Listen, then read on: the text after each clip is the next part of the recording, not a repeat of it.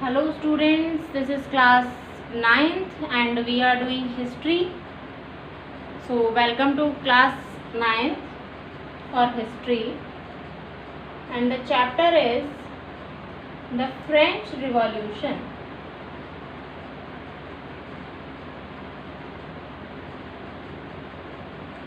The French Revolution, हम बात कर रहे थे फ्रेंच रिवॉल्यूशन की। कल हमने जब बात की थी इसके बारे में, तो हमने कल देखा था कि नेशनल असेंबली का फॉर्मेशन हो चुका था, और नेशनल असेंबली 1791 में जो पीपल ऑफ द फ्रांस हैं उन लोगों ने क्या कर ली थी, फॉर्म कर ली थी, यानी नेशनल असेंबली फॉर्म हो चुकी थी।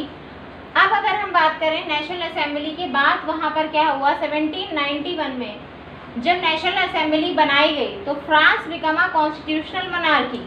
तो फ्रांस जो है वो एक कॉन्स्टिट्यूशनल मोनार्की बन गया। कॉन्स्टिट्यूशनल मोनार्की बनने का मतलब है कि वहाँ पर कॉन्स्टिट्यूशन को अप्लाई कर दिया गया। कॉन्स्टिट्यूशन को अप्लाई करना मीन्स वहाँ पर एक सेट ऑफ रूल्स जो हैं उनको, उन सेट ऑफ रूल्स को अप्लाई किया गया, एक कॉन्स्टिट्यूशन बनाया गया। कॉन्स्टिट्यूशन बना करके और मोनार्की को भी एग्जिस्ट रखा गया। ऐसा नहीं किया गया कि मोनार्की को क्या कर दिया जाए, बिल्कुल रिमूवल कर दिया जाए।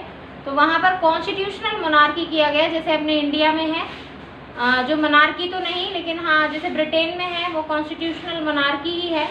तो फ्रांस में भी एक कॉन्स्टिट्यूशनल मोनार्की का इस्टेब्लिशमेंट हुआ। अब अगर हम बात करें किसकी, कि कॉन्स्टिट्यूशनल मोनार्की कैसे बनी, यानी कि किस रीज़न से हम कह सकते हैं कि कॉन्स्टिट्यूशनल मोनार्की हमने बनाई वहाँ पर, तो फर्स्ट जो रीज़न है वो है ड्राफ्टिंग ऑफ कॉन्स्टिट्यूशन इन 1791। 1791 में जब उन्होंने नेशनल असेंबली बनाई, 1791 में जब उन्होंने नेशनल असेंबली बनाई, तो नेशनल असेंबली बनाते हुए उन्होंने अपना एक कॉन्स्टिट्यूशन भी बनाया। नेशनल असेंबली के साथ साथ उन्होंने अपना एक कॉन्स्टिट्यूशन भी बनाया, और वो जो कॉन्स्टिट्यूशन था उस कॉन्स्टिट्यूशन में उन्होंने वो सारे रूल्स और रेगुलेशंस लिखे, वो सारे राइट्स लिखे, वो सारी चीज़ें जो मोनार्की के टाइम पर उसे बहुत ज़्यादा परेशान करती थी, उन सारी चीज़ों का अबॉलिशन कर दिया गया। जैसे कि अनएम्प्लॉयमेंट लोगों के लिए, लैंडलेस लेबर, और बहुत ज़्यादा टैक्सेस अप्लाई करना, जो इनकम है उसके अंदर बहुत ज़्यादा डिफरेंसेस होना, टैक्सेस अप्लाई करने में भी डिफरेंसेस होने, इन सारी चीज़ों को उन्होंने कॉन्स्टिट्यूशन में बिल्कुल अबॉलिश कर दिया। यानी कि वो सारे लॉज जिनसे वो लोग परेशान रहते थे, वो सारे लॉज उन्होंने क्या कर दिए, ख़त्म कर दिए। तो ये था कॉन्स्टिट्यूशन मोनार्की बनने का फर्स्ट रीज़न, यानी ड्राफ्टिंग ऑफ कॉन्स्टिट्यूशन इन 1791। 1791 में उन्होंने कॉन्स्टिट्यूशन की ड्राफ्टिंग कर दी। Powers are separated. अब इन्होंने पावर्स जो थी उनको भी क्या कर दिया, सेपरेट कर दिया। पावर्स को भी सेपरेट कर दिया। और पावर्स को सेपरेट करने का मतलब क्या था, पावर्स को सेपरेट करने का मतलब था कि जो लेजिस्लेचर है, एग्जीक्यूटिव है एंड जुडिशरी है, इन तीनों की पावर्स को डिफरेंट कर दिया। यानी कि जो पावर है, पहले जो पावर्स थी वो किस में डिवाइडेड थी, पावर्स आर सेपरेटेड, यानी पावर्स का सेपरेशन।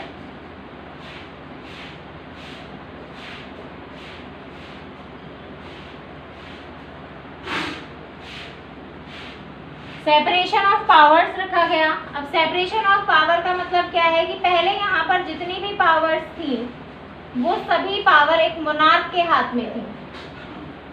जितनी भी यहाँ पर पावर्स हुआ करती थी वो सारी की सारी पावर्स किसके हाथ में थी, मोनार्क के हाथ में थी। और मोनार्क जो था वो उनका मिसयूज किया करता था,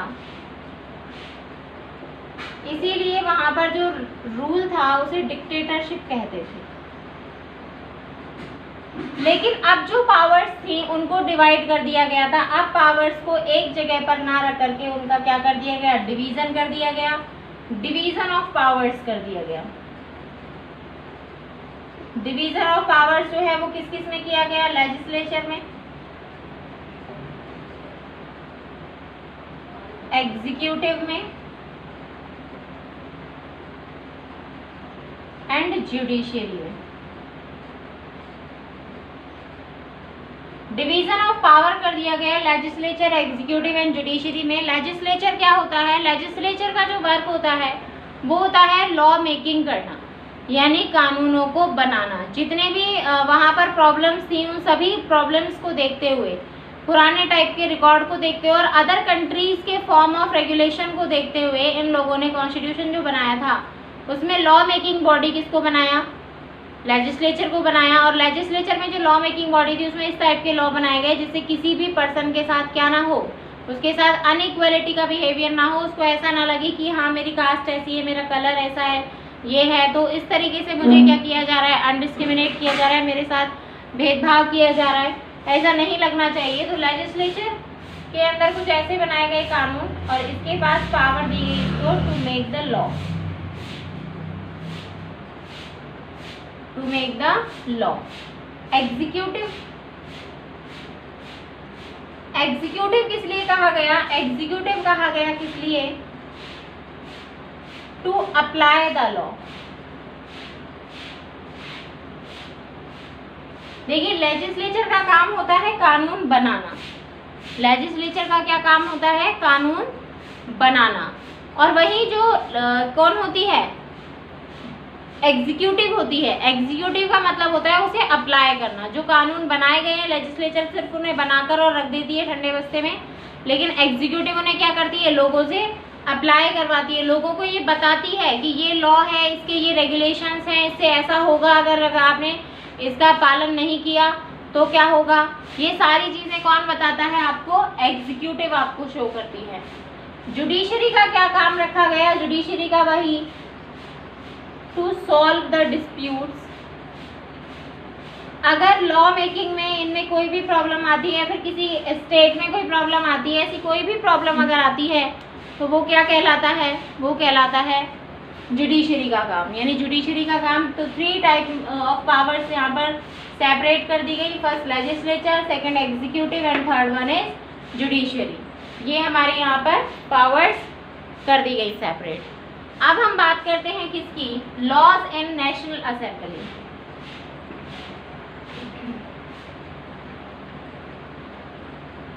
नेशनल असेंबली में भी कुछ लॉज बनाए गए।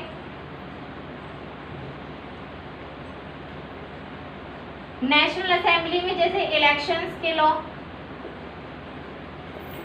इलेक्शन किस तरीके से होंगे इसके लॉज, सबके पास क्या क्या पावर्स और सबके पास क्या क्या राइट्स और ड्यूटीज होंगी, duties of all the members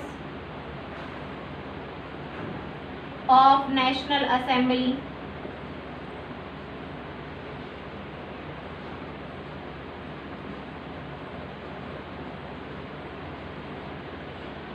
national assembly के सभी मेंबर्स की ड्यूटीज वगैरह ये सभी कुछ लॉज में बताया गया नेशनल असेंबली के। नेक्स्ट है मेन और सिटीजन्स के राइट्स को डिक्लेयर कर दिया गया।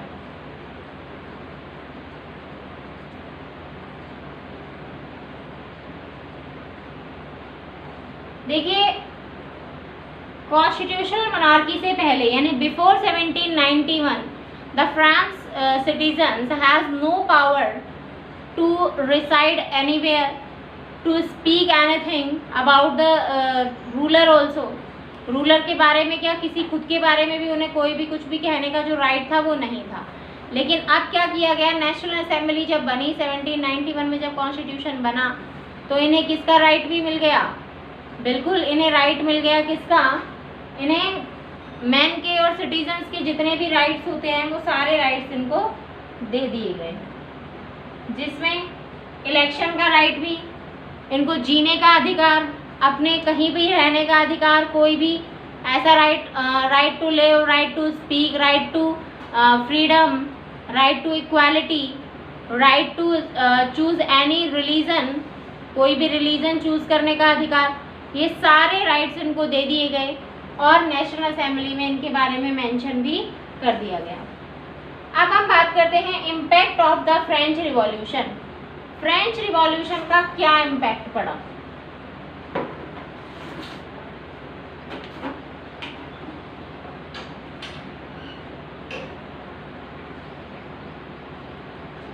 फ्रेंच रिवॉल्यूशन का क्या इम्पैक्ट पड़ा, यानी कि इसका क्या इफेक्ट पड़ा, फ्रांस पर इसका क्या इफेक्ट पड़ा, वहाँ के लोगों पर इसका क्या इफेक्ट पड़ा, जो नेगेटिव इफेक्ट पड़े या पॉजिटिव इफेक्ट पड़े वो सारे हम इसमें देखेंगे।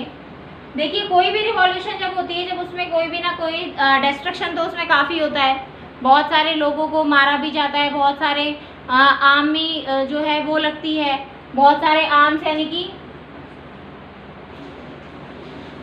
सेनाओं की जो भी शस्त्र होते हैं वो लगते हैं। तो प्रोटेक्शन के लिए बहुत सारी चीज़ें यूज़ की जाती हैं, जैसे बहुत सारी बिल्डिंग्स वगैरह हैं उनको इन्होंने क्या कर दिया गया, डिस्ट्रॉय कर दिया। तो बहुत ज़्यादा इनका लॉस भी हुआ। तो इम्पैक्ट तो काफ़ी नेगेटिव भी थे इसके, जो कि ख़त्म हो चुके थे। अब कुछ पॉजिटिव जो इम्पैक्ट्स हैं वो हम इसमें देखेंगे कि पॉजिटिविटी जो है फ्रेंच रिवॉल्यूशन की वो क्या थी। तो फ्रेंच रिवॉल्यूशन जो है उसकी पॉजिटिविटी क्या क्या थी वो देखिए। फर्स्ट पॉइंट है इसका, नेशनल असेंबली सुप्रीम पावर बन गई। एक बार पॉइंट्स देख लेते हैं। सुप्रीम पावर बन गई फ्रांस में। फोर्स लेबर को स्टॉप कर दिया गया। लिबर्टी, इक्वालिटी, फ्रेटर्निटी राइट्स दे दिए गए। फेयर और प्रॉपर ट्रायल होने लगा कोर्ट में। और रिस्पॉन्सिबल हो गई गवर्नमेंट, यानी गवर्नमेंट क्या हो गई, रिस्पॉन्सिबल हो गई। अब हम बात करते हैं फर्स्ट पॉइंट की, जो कि है supreme power in France, that is national assembly. First impact, national assembly क्या बन गई, सुप्रीम पावर। देखिए नेशनल असेंबली जो है वो सुप्रीम पावर बन गई। ये नेशनल असेंबली वही थी जब थर्ड एस्टेट के लोगों ने नाराज होकर असेंबली से वॉकआउट कर दिया था, यानी कि वो टेनिस कोर्ट में जो ओथ ली जा रही थी उससे वॉकआउट कर दिया था। और फिर उन्होंने एक ऑर्गेनाइजेशन बनाई जिसका नाम इन्होंने क्या रखा, नेशनल असेंबली रखा। नेशनल असेंबली जो है ये अब क्या बना दी गई, जब 1791 में इन्होंने नेशनल असेंबली को बनाया तो ये एक सुप्रीम पावर बन गई। और ये जो सुप्रीम पावर बनी, इसे सुप्रीम पावर बनाने के लिए सभी के सभी जो वहाँ के सिटीजन्स हैं उन सभी ने इसके लिए एग्री किया। सारे सिटीजन्स इसके लिए एग्री हो गए कि नेशनल असेंबली को सुप्रीम पावर बनाया जाए, लेकिन नेशनल असेंबली की जो पावर्स हैं उनको भी क्या कर दिया जाए, डिवाइड कर दिया जाए। अगर इसकी सारी पावर्स को डिवाइड कर दिया जाएगा तो ये भी क्या नहीं होगी, क्योंकि अगर किसी एक पर्सन को अगर सुप्रीम पावर बना देते हैं तो वो पर्सन क्या हो सकता है, एरिस्टोक्रेट हो सकता है। और एरिस्टोक्रेट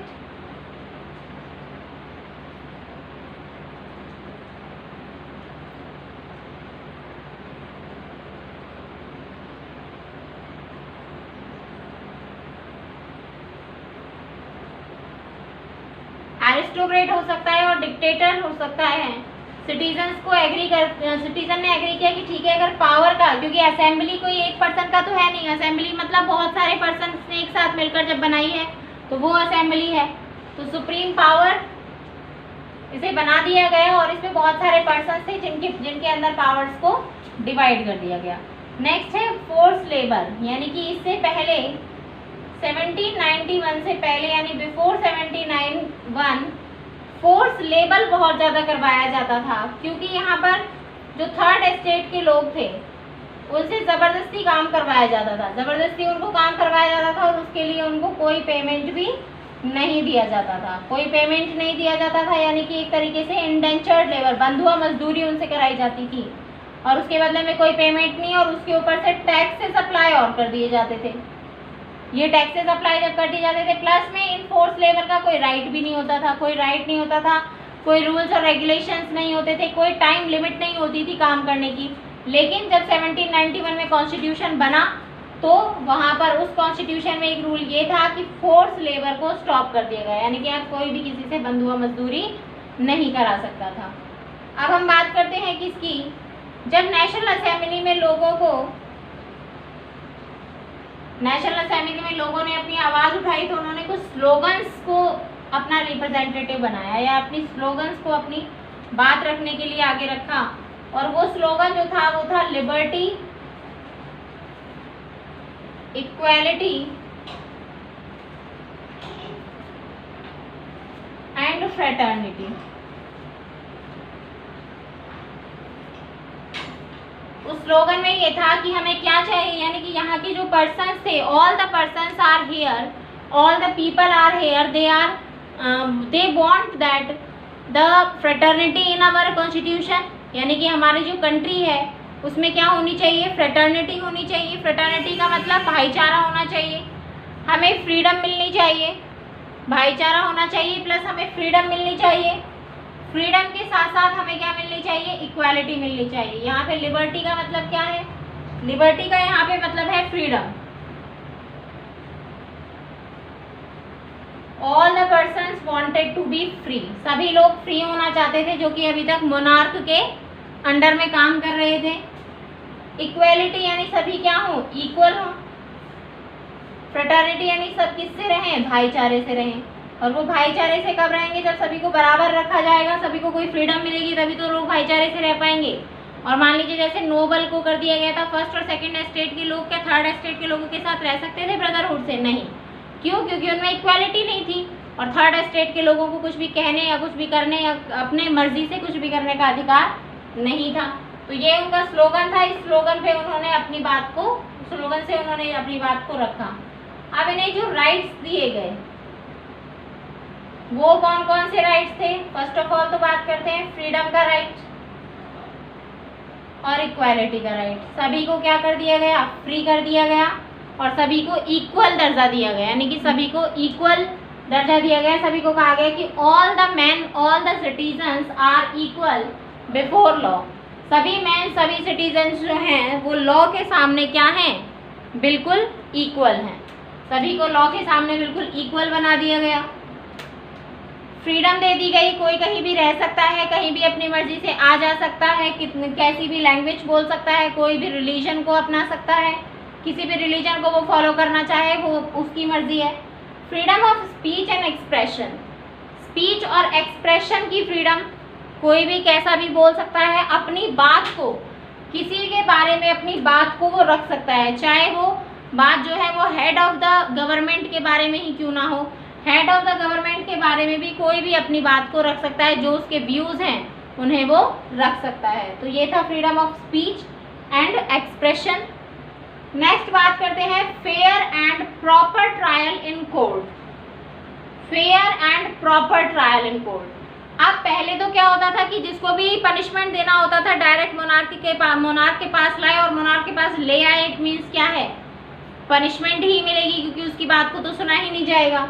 तो फेयर, लेकिन अब क्या हुआ, इनको ये राइट मिला, इनको ये राइट मिला कि अब अगर कोई भी पकड़ा जाता है, किसी को भी अगर अरेस्ट किया जाता है तो सबसे पहले उसको कहाँ ले जाया जाएगा, कोर्ट में ले जाया जाएगा। कोर्ट में ही हैज अ राइट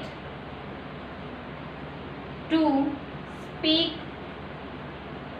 उसको बोलने का अधिकार है, अपने फेवर में और अपनी बात रखने का अधिकार है, अपनी बात को सिद्ध करने का अधिकार है। अपने फेवर में उसे बोलने का अधिकार है, यानी प्रॉपर ट्रायल होगा कोर्ट में और फेयर ट्रायल होगा, यानी कि फेयर होगा। ये नहीं कि किसी से डरकर या फिर मोनार्की के रिलेटेड होकर के क्या कर दिया जाए, ख़त्म कर दिया जाए इसको, ऐसा नहीं होगा। प्रॉपर फ्री यानी अन्याय वाली जो चीज़ें हैं वो अब ख़त्म हो गई हैं। नेक्स्ट अब बात करेंगे हम रिस्पॉन्सिबल गवर्नमेंट हो गया, ये बहुत ही अच्छा इम्पैक्ट था। रिस्पॉन्सिबल गवर्नमेंट, रिस्पॉन्सिबल गवर्नमेंट क्या होती है, यानी कि अब गवर्नमेंट जो थी जो पहले रिस्पॉन्सिबल नहीं थी। क्या गवर्नमेंट पहले रिस्पॉन्सिबल थी, नहीं। जो गवर्नमेंट पहले रिस्पॉन्सिबल नहीं थी अब वो क्या हो गई, रिस्पॉन्सिबल और आंसरेबल। यहाँ पर रिस्पॉन्सिबल कहना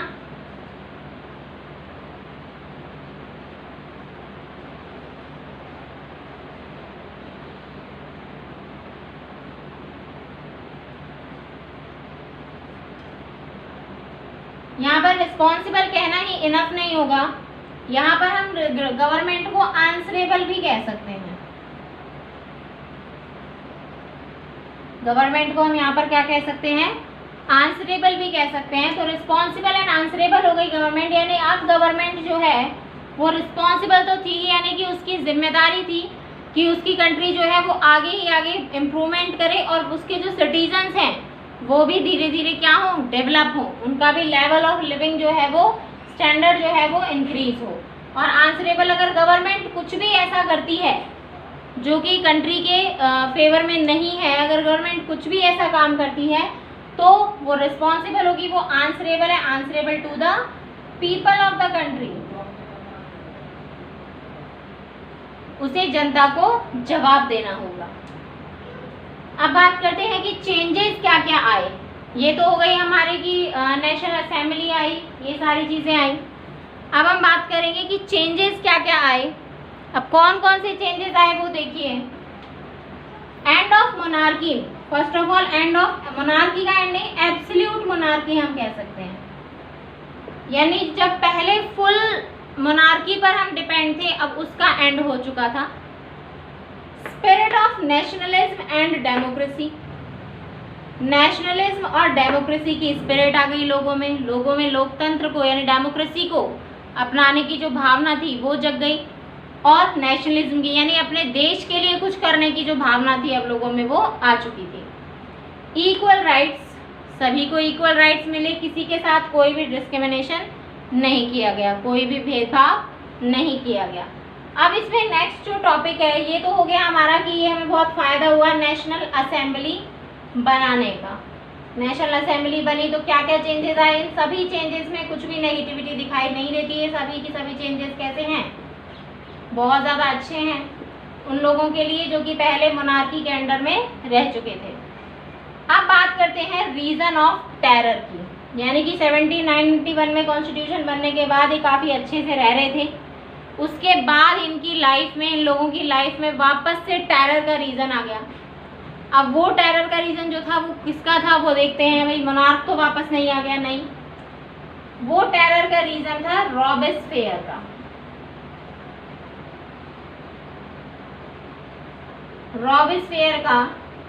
रॉबेस्पियर कौन था, इसको head of the government elect किया गया था। अब ये जो हेड ऑफ द गवर्नमेंट जब इसको इलेक्ट किया गया, क्योंकि 1794 में जब इलेक्शंस हुए, 1793-94 के टाइम में जब इलेक्शंस हुए तो इसे हेड ऑफ द गवर्नमेंट जो था नेशनल असेंबली में इसे इलेक्ट कर लिया गया। लेकिन इसकी जो पॉलिसीज थी,